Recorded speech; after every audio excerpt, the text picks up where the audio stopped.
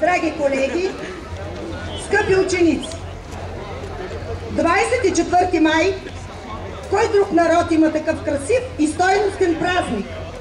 Никой. Само българския. Това е денят, в който честваме нещо сътворено от самите нас, българите.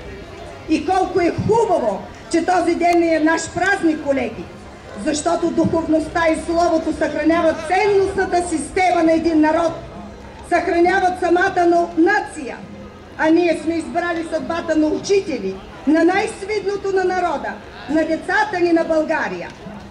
И днес изпращаме поредния випуск на професионална гимназия по машиностроение и транспорт в град Варна. В живота на всеки учител това е един от най-вълнуващите моменти. Децата заминават, след като години наред са били част от живота ни. Затова заповядайте, уважаеми колеги, тук, пред учениците, за да си кажем най-топлите думи с тях на раздяла.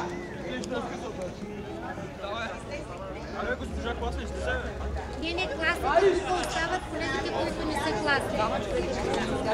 Да, двама човека приветстват. Дали да учим? Не, класите